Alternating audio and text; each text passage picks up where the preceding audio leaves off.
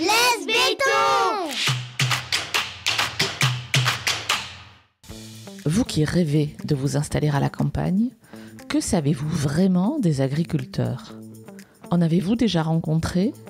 Connaissez-vous leur quotidien, la passion qui les anime, les défis de leur métier aujourd'hui ?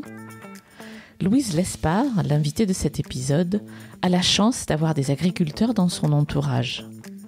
Et pour faire profiter aux autres de sa chance et vulgariser cette profession sans en masquer la complexité, elle a créé La Clé des Champs.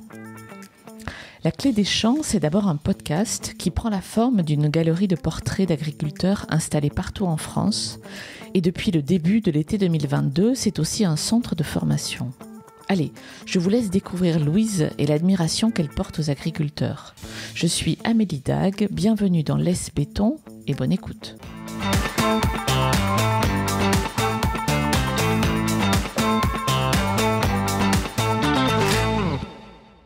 Bonjour Louise. Bonjour Amélie.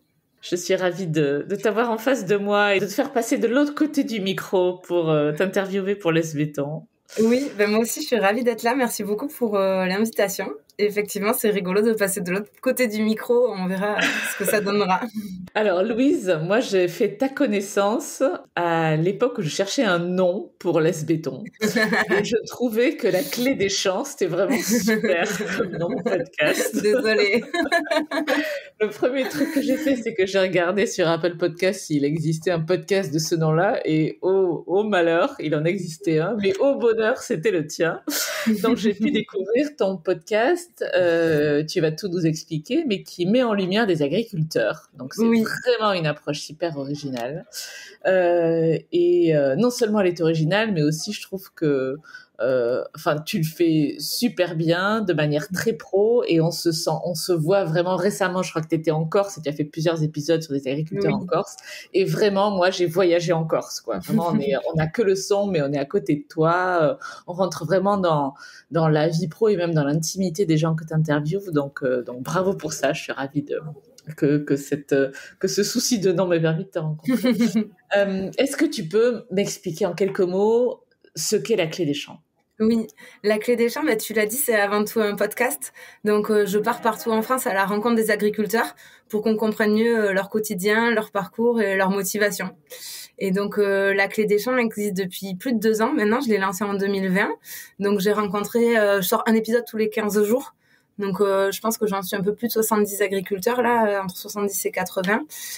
Voilà. Et puis, vu que je me régalais à le faire et que les audiences grossissaient, il avait été élu coup de cœur de l'année par Apple Podcast aussi, ce qui m'a donné un bon tremplin.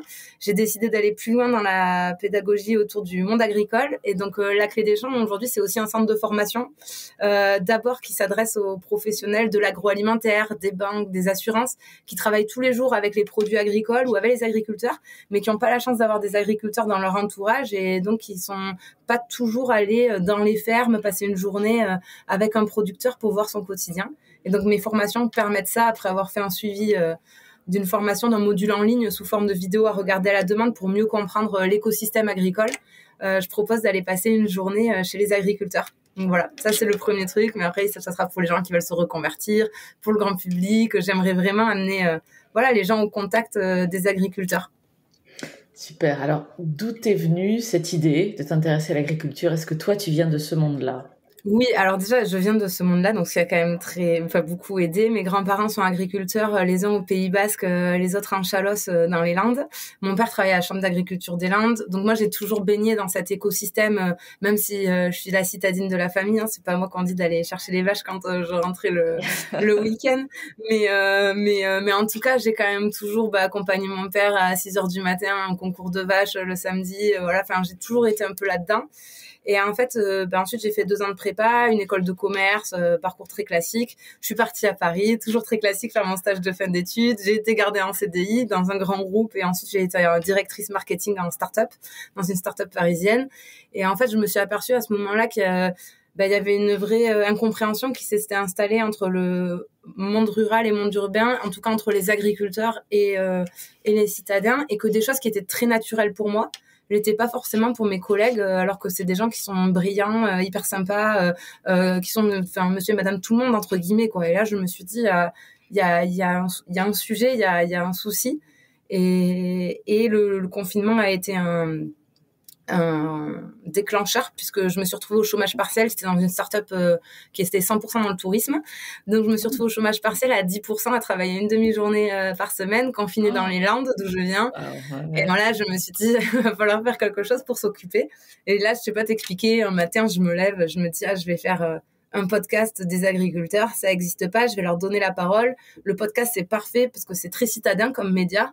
Donc puis c'est des gens qui ont envie de prendre le temps de comprendre les choses et l'agriculture ça se comprend pas en reportage de 3 minutes à la télé, c'est beaucoup plus complexe que ça. Donc je me suis dit c'est parfait.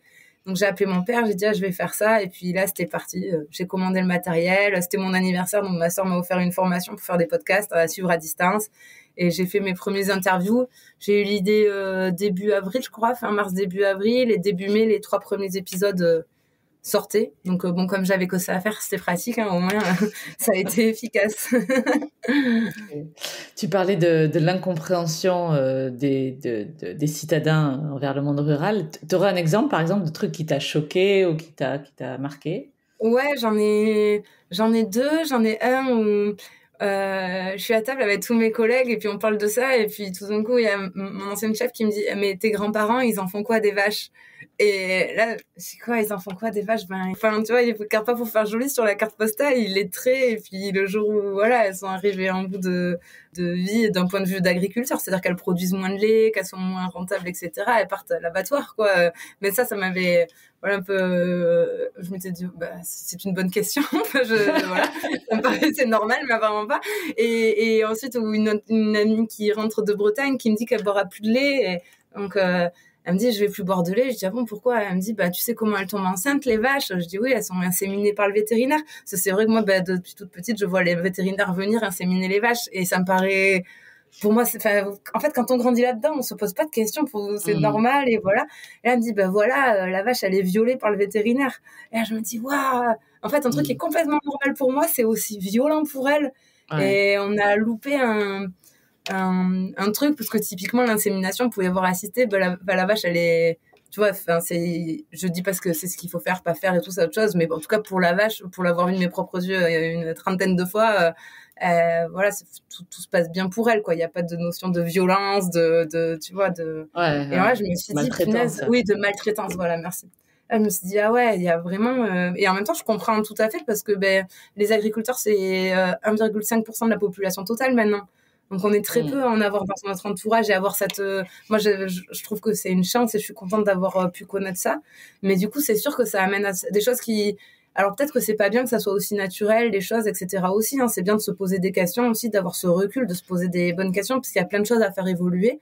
Mais c'est vrai que du coup, il y a des trucs, c'est quand même la manière dont on mange. Enfin, c'est essentiel, ça impacte notre environnement, notre santé par l'alimentation.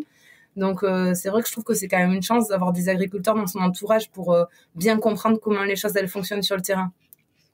Et comment sélectionnes-tu les agriculteurs que tu interviews? Est-ce que tu cherches à avoir une diversité géographique en termes de métiers, etc.? Comment ça se passe? En fait, j'ai envie d'être représentative de l'agriculture. Donc, en fait, je m'attache à montrer tous les types d'agriculture. Donc, je prends l'exemple de la filière porcine. Je vais aussi bien aller voir, là tu parlais des producteurs en Corse, voilà les cochons de race Noustral qui sont élevés dans la montagne, qui mangent des châtaignes et des glands, comme je vais aller voir la dernière fois un éleveur qui fait du porc que nous on classifie comme industriel. Je dis nous on classifie comme industriel parce qu'en fait quand c'est là que tu vois que les choses elles sont pas si simples, parce que quand t'es avec l'éleveur, lui il est passionné par son métier, il vit pour ses cochons, et voilà il est à fond quoi. Et alors que d'un point de vue extérieur, citadin et tout, pour le coup des fois ça peut dire mais c'est une usine en fait, tu vois. Donc il y a une différence de regard, mais donc en tout cas je veux absolument montrer la diversité de l'agriculture française, parce que vraiment il n'y a pas une agriculture, il y a des agricultures. Et après avoir passé 2 ans à parcourir les fermes, je pense que la solution de demain pour se nourrir déjà en quantité, en qualité et en respectant l'environnement, elle viendra de la combinaison des modèles. Je pense. Après, peut-être que je suis pas du tout une experte, ça n'engage que moi. C'est voilà mon expérience de terrain où à force j'évolue dans ma réflexion, mais je me dis il y aura besoin d'un peu de tout.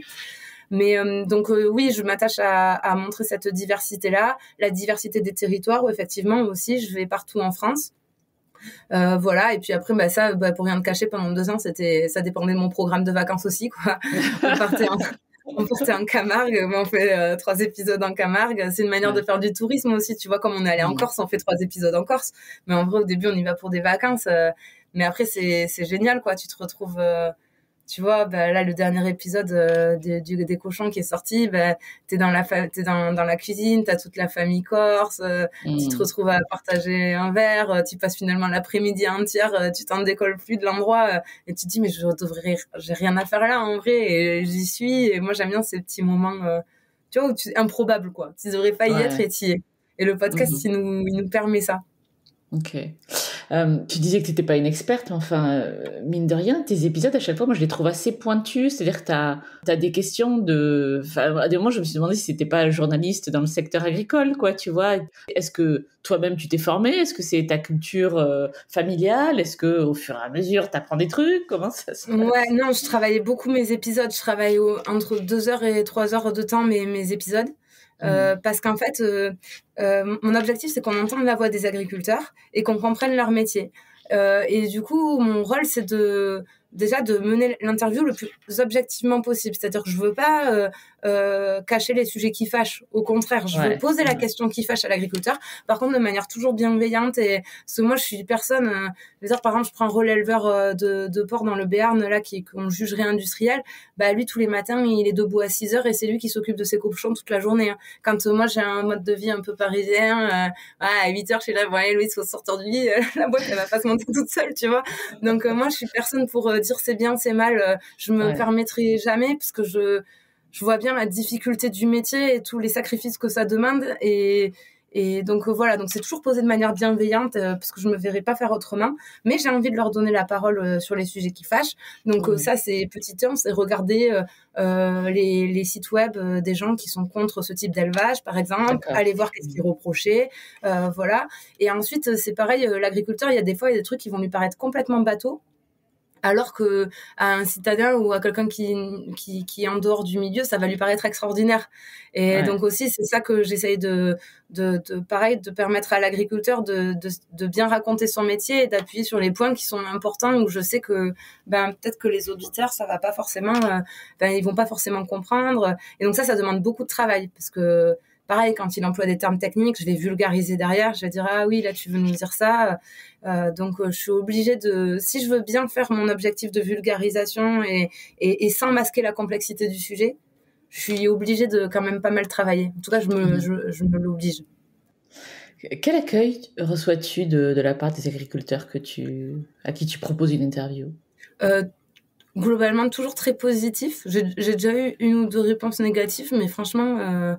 c'est très peu le cas.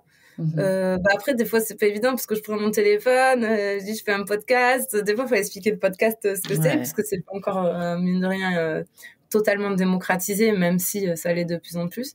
Expliquer le concept, et c'est sûr, c'est pas toujours simple que les mecs, sur un coup de téléphone, ils te fassent confiance, quoi. Hein. Bien sûr. Surtout dans le monde agricole où des fois, ils ont eu quelques déconvenues avec des journalistes. Enfin, voilà, j'ai eu des exemples de journalistes qui sont venus... voir une agricultrice qui a mis à moi, voilà, faire comme si ils allaient parler du quotidien de l'agricultrice et qu'ils allaient en fait se focaliser que sur un sujet et qu'ils n'étaient pas au courant. Donc, il y a un peu de défiance des agriculteurs vis-à-vis des journalistes parfois. Donc, mais globalement, je suis toujours très bien reçue. Et après, le podcast, pour ça, c'est génial, c'est que ça crée du lien avec les gens. Parce que quand tu vas sur leur exploitation, tu fais ils nous font toute la visite, tout le tour, ils adorent parler de leur métier. Donc, déjà, avant d'enregistrer l'épisode, on passe 1 heure ensemble. Après, on fait l'épisode, ils racontent leur vie, etc. Donc, je crée du lien avec ces gens-là et moi, c'est ce qui me motive, en vrai, c'est ce lien humain-là. Et il y en a plein avec qui j'ai toujours... beaucoup de contacts qui sont devenus des amis pour certains et en tout cas dès que je me pose des questions sur la manière dont la clé des champs doit évoluer, etc., ça me permet de les appeler parce que si tu veux, moi ce que je fais n'a de sens que si il s'est validé par les agriculteurs. Je suis pas agricultrice, j'ai envie de montrer leur travail, le mettre en lumière, qu'on comprenne mieux la complexité de leur métier, mais en fait si à un moment les agriculteurs ils sont plus d'accord avec ce que je fais, je n'ai aucune légitimité pour le faire. Donc pour moi c'est hyper important que quand tu vois, j'avais interviewé le ministre de l'Agriculture, j'ai appelé 3 ou 4 agriculteurs pour savoir les sujets principaux, qu'est-ce qu'ils pensaient qu'il fallait que j'aborde, etc. Je lance mes formations pour les professionnels qui travaillent les agriculteurs, dont l'agroalimentaire, hein, la grande distribution, les transformateurs, etc. Ben, c'est important pour moi de savoir qu'est-ce qu'ils en pensent, les agriculteurs, de ça, parce que c'est pas non plus rapprocher ces deux mondes-là, on marche un peu sur un fil parfois. Donc ça, c'est ce lien humain, il est hyper important pour moi et il est moteur en tout cas. Je vais pas te demander quel est ton épisode préféré parce que c'est pas correct, mais dans toutes les rencontres que tu as faites depuis 2 ans, est-ce qu'il y a eu un moment particulier où tu t'es dit ouais, c'est exactement pour ça que je fais ce podcast, tu vois, un truc où tu t'es dit je suis vraiment à ma place? Ouais. Ce moment-là que tu décris, c'est quand je suis allée chez le premier agriculteur à la sortie du confinement. Ouais. Chez Jean Basta, qui est éleveur de blondes d'Aquitaine. Je suis allée chez lui et puis là, c'est sûr, je suis dans ma voiture et je m'en souviens d'être dans la voiture et me dire retour et me dire putain, c'est génial, c'est trop cool, quoi. Tu sais, j'ai vu 3 vaches, j'étais contente, quoi. Non, mais c'est vrai, il y a plus de vaches chez mes grands-parents maintenant. Mais donc, ouais, ce moment-là où tu te dis, c'est trop ouf, c'était génial et je veux continuer à le faire, c'était ce moment-là. Après, des interviews qui m'ont marqué, il y en a plein. J'étais allée voir Marion Ossiniri, qui est une amie maintenant. J'étais montée à la voir. Elle est en Vallée d'Aspe, elle fait les estifs, donc elle monte avec ses 400 brebis en haut de la montagne. Bon, à ce moment-là, j'habitais toujours à La Défense, moi. T'arrives dans les montagnes tout en haut, ils sont hyper heureux, sa famille, ça respirait le bonheur. Ils ont 3 ados pourtant, quand même, garder les ados dans la montagne tout l'été, dans une cabane, parce que bon, elle nous explique que c'est la vie de rêve, mais c'est quand même, c'est une cabane en dur, le truc, mais ça reste une cabane, c'est des conditions de vie qui sont assez spartiates et tout. Ça m'avait marqué. Le ministre de l'Agriculture aussi, forcément, de me retrouver dans le bureau de Julien Denormandie pour l'interviewer pendant plus d'1 heure, 6 mois après avoir lancé le podcast, c'était un peu improbable. Enfin, il y en a eu plein. Quand j'étais allée aussi, mon plus grand malheur, c'est que les agriculteurs, des fois, ils me donnent rendez-vous hyper tôt le matin. Donc, ça, c'est terrible pour moi. Donc, j'ai enregistré avec un Mathieu qui élève des bisons. Il me donne rendez-vous à 7h30. À 7h30. Et en fait, j'arrive à 7h30 et moi, voilà, j'ai un peu la gueule enfarinée. Lui, il est rentré de l'abattoir, il avait déjà abattu 3 bisons, si tu veux. Et moi, je suis là, oh là là, mais je suis vraiment une vraie feignasse, c'est pas possible. Qu'est-ce que tu as appris en 2 ans, là?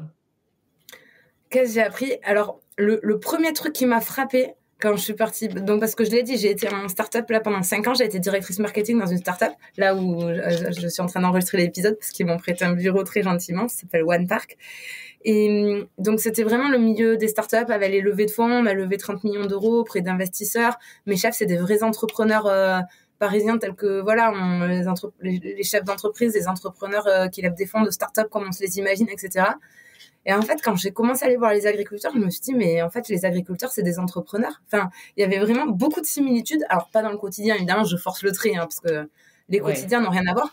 Mais dans les préoccupations et dans le métier, il y a énormément de similitudes entre mes chefs entrepreneurs parisiens et des agriculteurs, ce qui est improbable. J'avais fait une tribune qui était parue dans les Échos, d'ailleurs, là-dessus. Mais si tu veux, les agriculteurs, donc déjà, ils doivent tout gérer, c'est-à-dire les champs, le commercial, la communication. Donc, tu as ce côté multitâche, être vétérinaire, mécano, etc. Mais après, surtout, tu as des histoires d'avoir une vision à moyen et long terme de qu'est-ce que tu veux faire de ton exploitation, les investissements que tu dois faire les bons choix. Tu as du management, souvent, la difficulté à couper avec le travail. Enfin, t'as plein de points communs et l'image. Parce que si tu veux, moi, j'étais restée sur l'image, d'ailleurs, que les gens ont, globalement, qui est l'image de mon grand-père.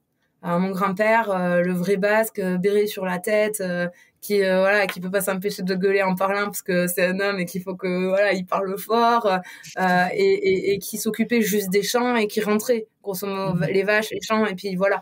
Et qui, à ces moments-là, par exemple, on parle des produits phytosanitaires, les pesticides. À cette époque-là, ils se posaient pas 36 000 questions. Il y avait une maladie dans un bout de champ, ils arrosaient tout le champ, et fin de l'histoire, voilà. Ouais. Et en fait, donc ça, c'est l'image que les gens ont toujours un petit peu des agriculteurs, mais là, ce que j'ai vu, c'est que le métier, il a quand même sacrément évolué, et maintenant, vraiment, et d'ailleurs, le nombre de diplômes, enfin, la part d'agriculteurs diplômés augmente fortement. Mais maintenant, pour être agriculteur, il faut être bac+5, quoi. C'est hyper complexe comme métier. Parce qu'en fait, tu te retrouves à être entrepreneur, chef d'entreprise. Sauf qu'il y a quand même 2 choses en plus qu'ils ont que moi, par exemple, quand je monte ma boîte, je n'ai pas. Ils maîtrisent pas leur prix de vente, puisqu'ils le subissent, pour la plupart, le prix de vente du produit. Donc, c'est pas comme une entreprise normale qui va évaluer ses coûts, mettre sa marge et faire son prix de vente. Eux, ils le subissent quel que soit leur coût. Donc, c'est quand même un premier gros problème. Et 2, il y a le climat. Parce que tu as toujours de l'aléatoire quand tu montes ta boîte. Ça, c'est évident. Tu peux pas maîtriser tous les facteurs. Je veux dire, tu as une crise du Covid qui arrive, tu peux rien y faire. Mais eux, ces crises-là climatiques, c'est perpétuel, quoi.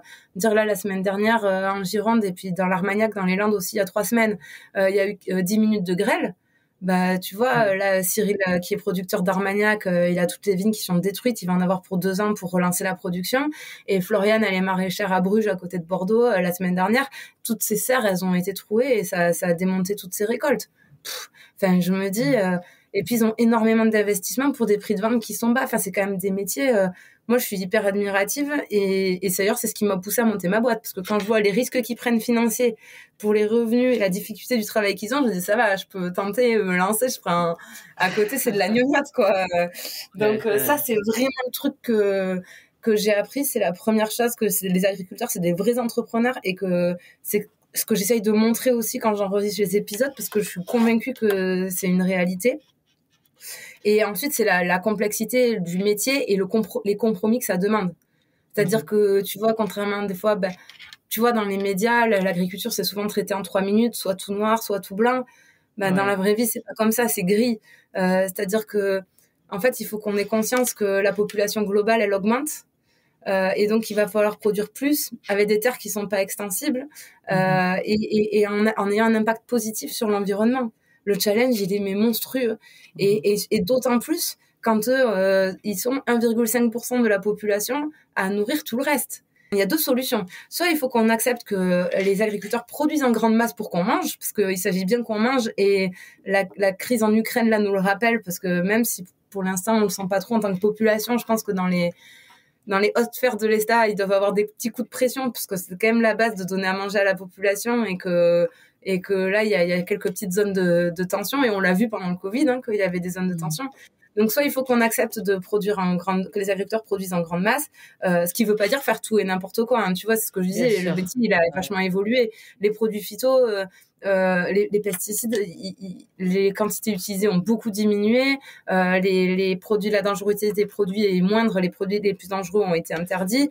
Mais ça n'empêche que des fois, quand t'as, je sais pas moi, le mildiou qui prend un champ de patates, c'est aussi un peu hideux de laisser crever tout le champ de patates alors qu'on peut traiter le bout, il y a du mildiou, tu vois, faut voir ça un peu comme des antibiotiques pour l'être humain, quoi.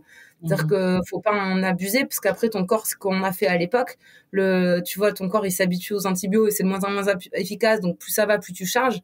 Donc ça, il fallait en sortir, et j'ai le sentiment qu'on est en train d'en sortir, et voilà. Mais après, il y aura toujours besoin d'un peu d'antibiotiques de temps en temps quand on est malade. Pour les terres, j'ai l'impression, c'est mon sentiment, encore une fois, après avoir parcouru les fermes pendant 2 ans, etc.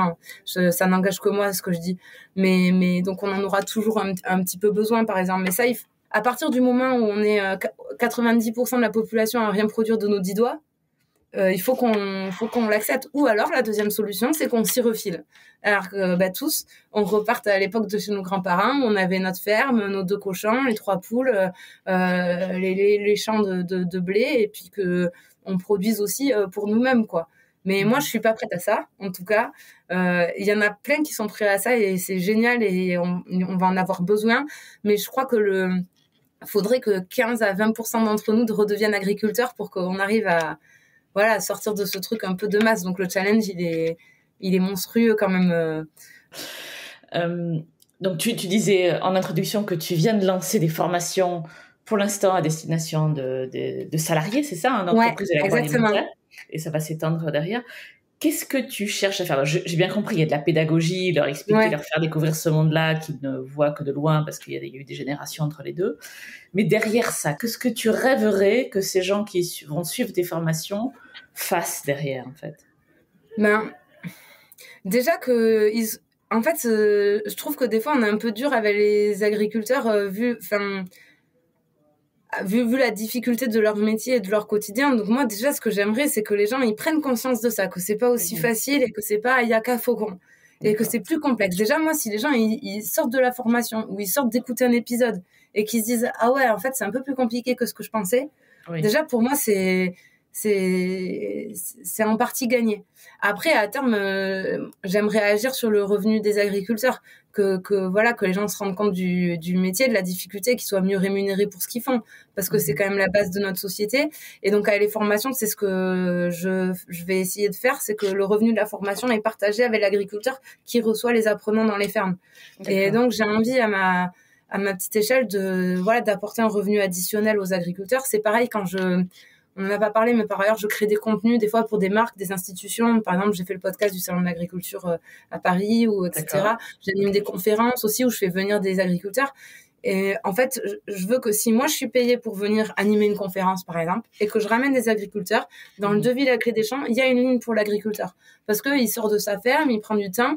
Moi, je suis payée pour prendre ce temps. Il n'y a pas de raison que l'agriculteur, il ne le soit pas. Comme un consultant un peu communication, parce qu'on est bien content de les avoir dans les publicités, on est bien content de les avoir dans les conférences, on est bien content de pouvoir envoyer des clients, des trucs dans leur ferme. Mais pour moi, tout travail mérite salaire. Et souvent, payer l'agriculteur, finalement, c'est un peu passé à l'as, quoi, sur plein de trucs. Donc, j'ai aussi envie un peu d'agir là-dessus. Alors, Laisse Béton s'adresse à des citadins qui se posent la question d'aller vivre au vert. Oui. Tu en as peut-être croisé dans tes pérégrinations là, pendant 2 ans. Est-ce que tu aurais un message à ceux qui se posent la question, justement, alors peut-être de repartir avec 3 vaches et 2 cochons, comme tu disais, ou de se lancer dans l'agriculture? Moi, j'en croise et je trouve ça extrêmement courageux quand on vient de là. Est-ce que tu as un message à leur adresser? Ouais, alors déjà que s'ils ont envie, il faut qu'ils foncent parce qu'on va avoir besoin d'eux, parce que c'est vrai, il y a la moitié des agriculteurs qui vont partir à la retraite dans les 5 à 10 ans à venir et un tiers d'entre eux vont pas être remplacés. Donc là, il faut qu'on ait des gens qui prennent la relève. Donc égoïstement, je ne peux que les encourager pour pouvoir manger demain.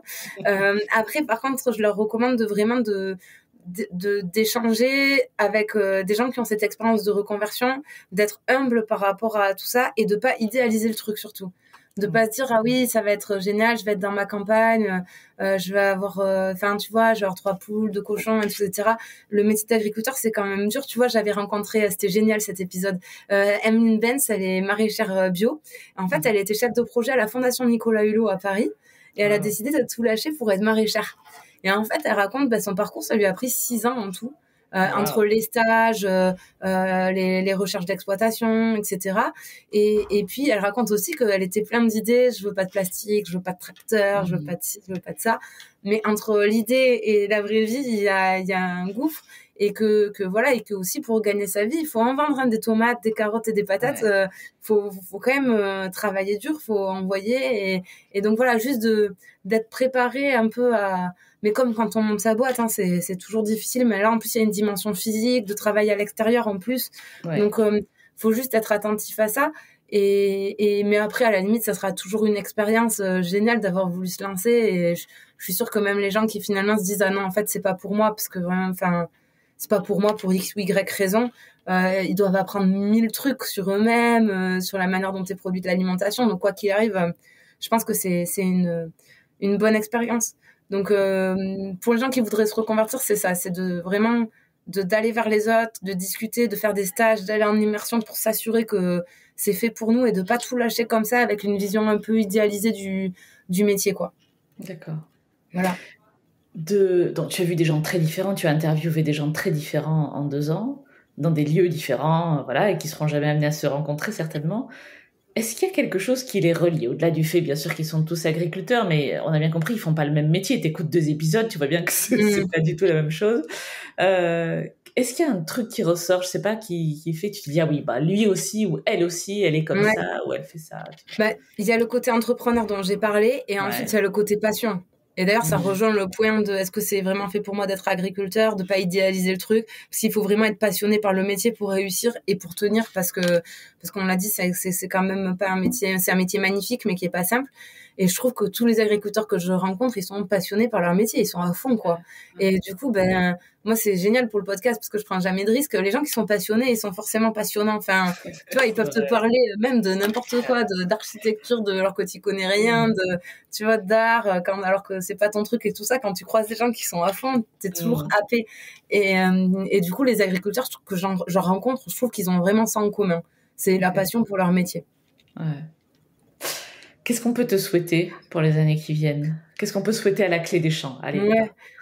Que j'envoie un maximum de gens dans les fermes, que les gens comprennent mieux la complexité du métier d'agriculteur, que tes auditeurs, tu vois, qui veulent partir à la campagne, parce que mine de rien, il y a beaucoup de conflits entre citadins néo-ruraux qui viennent s'installer à la campagne à côté d'agriculteurs, et il y a beaucoup de conflits de voisinage. Je pensais que c'était anecdotique, mais il y a énormément d'agriculteurs qui me les remontent. Je vais te raconter les 2 derniers qui m'ont remonté. J'ai Olivier Lasternas, qui est éleveur de limousine en Dordogne, qui me racontait qu'il sort il sort du champ avec son tracteur. Il se fait klaxonner par une voiture du 92. Il descend du tracteur, il va voir, et en fait, le mec était en colère parce que avec le tracteur, il avait mis de la terre sur la route. Première chose. Et la dernière fois, c'était Louis Vessy, qui lui est éleveur de vaches laitières, qui épand son fumier une fois par an dans les champs. Donc, fumier qui est le meilleur fertilisant naturel qui soit. Mais c'est vrai que ça sent fort. Alors moi, j'adore l'odeur parce que quand j'étais petite, c'était l'odeur de chez mes grands-parents. Donc, je disais, ça sent Bardos à chaque fois, mes parents, quand j'étais sur la route. Mais c'est vrai que ça a une odeur qui est forte. Et donc, il y a des voisins qui sont venus et qui se sont plaints de l'odeur. Donc ça, moi, j'aimerais, à ma petite échelle, participer à ce que les gens ils comprennent mieux le métier d'agriculteur. Et en tout cas, qu'ils aient envie de se dire, je vais aller voir l'agrier qui est à côté de chez moi, pour discuter avec lui, qui me raconte son métier, qui me raconte ce qu'il fait. En fait, c'est un peu dur ces arrivées pour les agriculteurs quand même, faut en avoir conscience parce qu'eux, ils sont là depuis la nuit des temps, plus ou moins, parce que c'est là depuis des générations et des générations. Je sais pas, d'être un peu, quand on arrive dans un nouvel endroit, mais comme partout, d'être, de regarder d'abord comment ça se passe avant d'arriver en gueulant, et avant de déménager, d'avoir conscience de ça. Que la campagne, il y a le bruit du tracteur, il y a l'odeur du fumier, des fois il y a des produits phyto, des pesticides qui sont épandus, il y a de plus en plus de règles, tu as des barrières de 5 mètres, etc.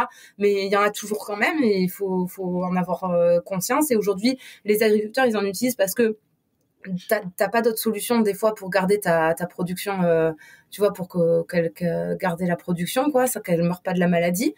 Donc ils sont amenés à en utiliser, et ça a encore duré quelques années, le tout bio. D'ailleurs, j'avais fait un épisode avec Olivier Nalès, qui est le président du Comité national d'agriculture bio, qui était hyper intéressant, où il dit lui-même, mais on nourrira jamais toute la population en bio. Et puis, ça coûterait trop cher. Il y a une histoire d'accessibilité de la production. Donc, il faut avoir conscience de tout ça quand on bouge à la campagne, quand même. Et à la limite, quand on veut acheter sa maison, de regarder qu'est-ce qu'il y a autour avant d'acheter. Ça peut être aussi une bonne démarche, parce que je comprends qu'on n'ait pas envie d'avoir un bruit de tracteur à côté, hein. Et peut-être que dans ce cas-là, il faut regarder en lisière de forêt, dans des endroits un peu plus tranquilles. Mais l'agriculture fait partie de la campagne, et heureusement qu'elle est là pour qu'il y ait de la vie dans les campagnes aussi, parce que là, ça y est, il y a un retour aux campagnes, mais avant ça, s'il y avait plus d'agriculteurs, il y avait plus de village, quoi, grosso modo. Ça, c'était quand même sacrément vidé. Merci Louise. Merci à toi surtout. J'étais trop contente de passer sur Laisse Béton. Et longue vie à la Clé des Champs alors. Merci beaucoup. À bientôt. C'était Laisse Béton, le podcast qui aide les citadins à réaliser leurs rêves de vie au vert. Si vous voulez réagir à cet épisode, témoignez vous-même au micro de Laisse Béton ou me suggérez des invités, écrivez-moi à amélie@laisse-béton.fr. Laisse Béton est également présent sur Instagram, Facebook, Twitter et LinkedIn. Si vous aimez ce podcast, abonnez-vous sur Apple Podcast, Google Podcast, Spotify ou Deezer. Décorez-le d'étoiles sur votre appli de podcast préféré et parlez-en autour de vous, c'est encore le meilleur moyen de le faire connaître. À très bientôt.